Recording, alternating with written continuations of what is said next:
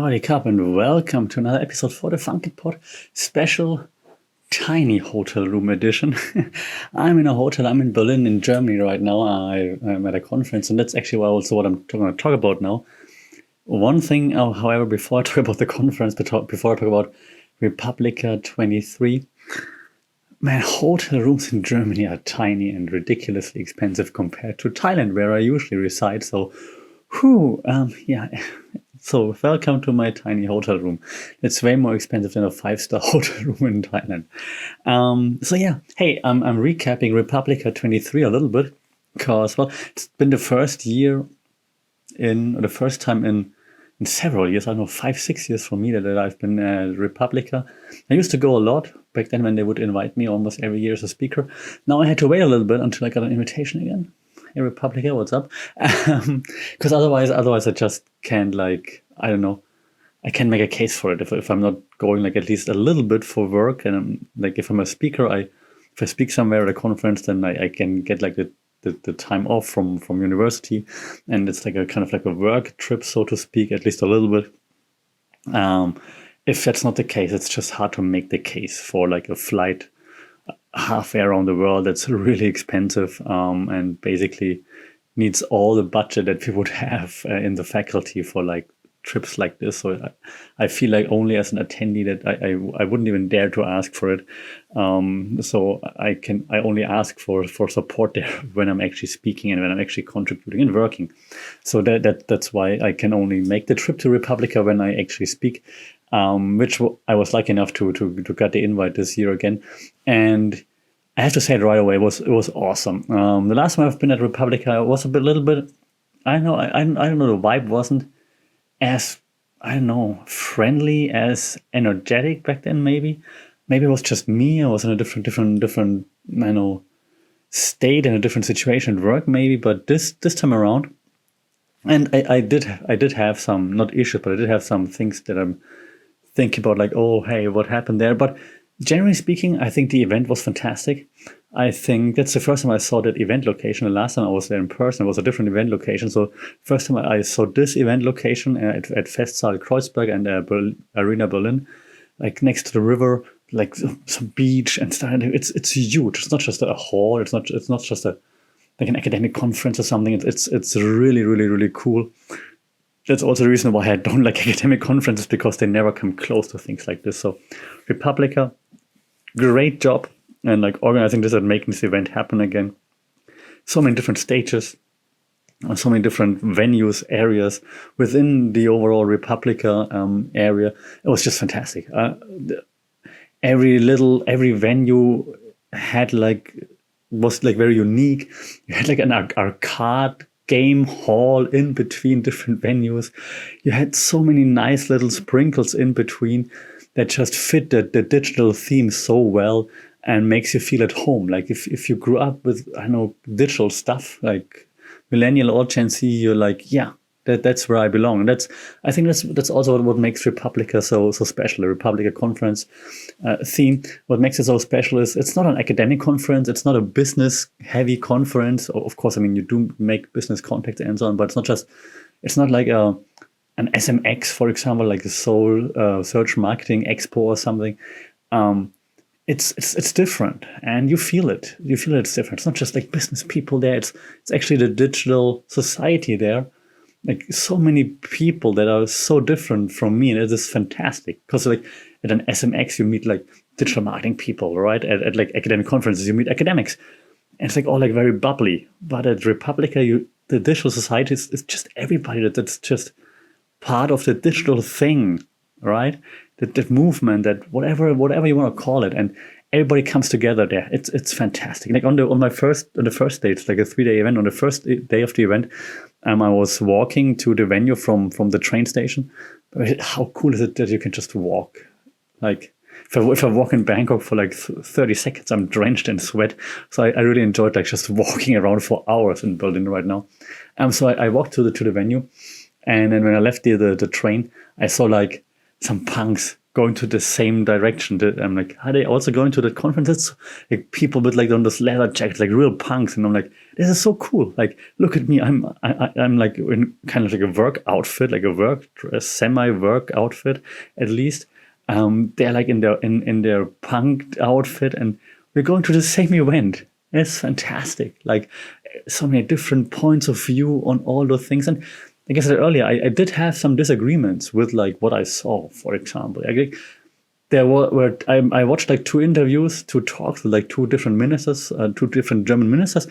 Also, how cool is it that like ministers from the government go to such events and let people ask them questions? That's pretty cool. Like, living in Thailand, this is not normal. So this is the props to the German ministers, I think. And while I'm also not a big fan of all the ministers, obviously, because there's always something you can criticize, at times they did make some decent points, and then the audience was like, boo. And I'm like, but that one point he just made sense. Like, why are you just booing him because you want to boo him because he's from the wrong party?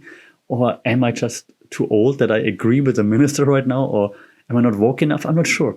But then thinking about that, it's actually the cool thing that there are so many people with different opinions, and we're all going there, sharing our opinions, and then talking to each other, listening to what people have to say. And I think that's the cool thing. So I'm happy that I see people with different opinions and mindsets compared to mine, because that's how you learn. That's how you understand others, right? So as you can see, I'm pretty hyped. I haven't been that excited, that hyped for a conference in a while, and maybe that's also like the benefit of not having been at Republica for a while now, because I've been to like lots of academic conferences, obviously, and things like this just never happen. At academic conferences, you're trying to either just show off your research, and then, I mean, you have a super tiny audience. So I've been at one of the smaller stages where I spoke at Republica now, yeah? And even if though it's a smaller stage, I probably had a bigger audience than any of my academic conferences that I go to. So it's just very different. An academic conference is like just academics and trying to poke holes into your research by being super smart or whatever. And at Republica, people just ask lots of questions, and they don't just applaud you. They ask serious questions, but questions not just to make themselves look smart, but to actually get to know more and to actually get actual answers, which is really cool. So yeah, you can see I'm very happy with having been here for 3 days. To be honest, like many academic conferences, I just leave in between and just hang out and then come back again. And in Republica, I just walked around the area, the venue a lot, and just listened to lots of different talks, and just had a great time. So yeah, huge props to Republic for pulling this off. I remember like the last time I was there, I think like I said, like 5 or 6 years ago or something.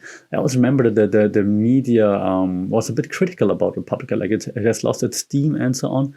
And while let's be honest, like while we're all getting older, like I saw the organizers on stage, right? And no hate there, I like them all, but I'm like, while I was looking at the organizers while they were doing the interviews and stuff, and I'm like, damn, you guys have gotten old. Because I mean, I've been to one of the first Republicas, like back then when I was like a trainee in Berlin, actually, right? So I've been to one of the first ones. I've been there when it was still at like Friedrichstadtpalast, like one of the first venues, for example. I've been there too. And then I realized, I looked at myself and I'm like, I'm getting old too, damn it. So it's not just him getting old, obviously, older. I'm getting older too. But it's also kind of cool to see that, like the growth, like how, like then one of the founders, like Markus Beckedahl, right, at Netzpolitik, he was talking about how he did some stuff, like how he was like trying to follow the government and looking at them, what they're doing, and like actually traveling with them to like different events and stuff. Like it's 20 years ago. I'm like, oh, wow, yeah, 20 years ago. We've been doing this for a long time, man. Crazy. And still motivated doing those things. Like it's crazy. So yeah, so the talks, I mean, there've been so many talks. I can't recap them all, obviously, and I'm not going to try because I'm going to forget stuff. I'm just going to talk about my talk and not to show off, but what I really enjoyed. So my talk was about, it was called Digital Dreams and Cultural. I'm so tired right now. I talked about it so much. Digital Dreams, Cultural Realities, how Southeast Asia tech Southeast Asian tech-powered pop culture is reshaping the world. And so I just try to explain a little bit of like what's happening in Southeast Asia when it comes to pop culture, to tech development, why it's happening right now, why it's such an interesting topic to think about, because Southeast Asia has been ignored as like an actual player many times, or like a lot. Like when you think Southeast Asia, you just think like beaches, maybe political unrest if you're like a bit familiar with the news, or food maybe. Like I said at the talk, like even though the let's be honest, the Asian takeaway in Berlin, like anywhere, it's like, I mean, if you go to an Asian takeaway, it's like it says like sushi, then it says Thai food, doner kebab, and Indian curry all in one. Yeah, all in one shop? I'm not sure. But yeah, so maybe that's what you know Southeast Asia for, but not for like pop culture and for tech development and so on. So then I try to like just show like why Southeast Asia deserves some focus there. And I wasn't quite sure if that really gets an audience, because the conference is in Berlin, it's in Germany. There are not that many English talks this time around. There are quite a few, but not. It's like I want to say like 70% German talks, and then not much Asia/Southeast Asia. Not much. I mean, I think I was probably the only talk about Southeast Asia, and like a few talks about like Asia in general, and a few Chinese talks were announced. But I think I saw that like 2 were canceled or so. So there weren't that many like Asia heavy talks. So I was like, I'm not sure if there's an audience, but then. It was pretty packed. It was like, I want to say like all the seats were taken when I started talking, which is pretty cool. So I really appreciate everybody coming out there, and I'm really happy that there was such a big interest in. And after the talk, I talked to, I know, 6, 7, 8, 9, 10 people that asked more questions. And I struggle with my German. I'm so sorry, but I just haven't been to Germany in like 4 years. I think the last time I was in Germany before was like 2019, and then in 2020, before I wanted to come, the pandemic hit, I believe. And so I haven't been here in like 4 years. And so I've barely spoken any German, especially no formal German. So that's why I just struggle with like answering some questions in German. I'm very sorry. But I appreciate everybody asking those questions, of course. Yeah, so positively surprised, and really looking forward to like if that's just, I mean, of course it's like 10 people, right? It's not very representative, but just seeing that there is some interest in Southeast Asia. So I do hope that like foreign institutions or even just individuals see like the potential that is there in Southeast Asia. Because as I said in the talk, it feels like Southeast Asia is like right at the brink of like, we're going to make a splash. Like we have like everything's in place right now. There's like potential for development. The pop culture is booming. We're like on a global stage when it comes to like singers, to fashion, food. Like it's so close to making that big splash on the global scene. And so I'm just happy that if there are a few more eyes now on Southeast Asia that will witness that splash, or maybe even become part of that splash. So that was really, really cool to see.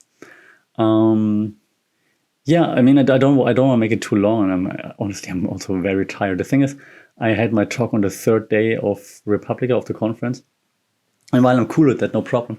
But the thing is, like in my head, it's always there. So like the first 2 days of Republica, I did enjoy, but I couldn't really relax. So then I went to Republica. I had looked at some talks, like met some people and stuff, talked a little bit, but always had in my head, I gotta go back to the hotel and gonna prep my talk. And so I prepped my talk, like, I don't know, I ran through it like 20 times within like within like the last 3 days or so, probably, like crazy, just to make sure that I got everything. And so I was just so tired today, and I'm just so happy that it's now done. I'm also sad that Republica is over though, because it was really, really cool. Like as I said, the venue was cool, the people were cool. I enjoyed meeting lots of different people, even if you not agree on everything, but just being able to exchange ideas, listening to each other, which I think is a skill that's not being practiced enough, like listening to each other and actually like listening to the point and then refuting it, maybe making your own point, and having like a bit of a debate that can be friendly still, right? You don't need to be aggressive towards each other. So I really enjoyed that. It was really cool.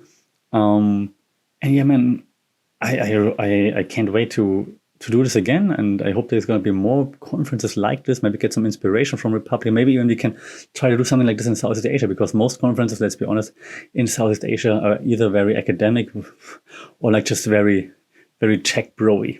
Like we have lots of tech conferences, but they're all like wannabe Silicon Valley style. Like, hey, yo, I'm so cool, tech bro here, tech bro there, handshake, hugs. So maybe we can get some inspiration from that. And hey, Republica. I mean, I think I've said it like 8 years ago or so when I made Thailand my home. I still mean it. We can pull that off in Southeast Asia. I think Republica goes Southeast Asia. How about that? That would be cool, right? Let's do it. Until then, I'm gonna just pass out. I'm also jet lagged. It's also the age, right? So I'm gonna pass out now. Until then, let me know if you went to Republica. How did you like it? What were your highlights? And if you haven't, like, just what do you think about, for example, Southeast Asia in terms of like pop culture and like tech development? And well, what kind of conferences do you usually attend, and do you like them? Yeah, let me know. Shout out. Leave comments. Rate the podcast if possible, because that always helps with the algorithm. Yeah, like, share, subscribe. Watch me fall asleep now. Take care. Stay safe. Sawadee Cup.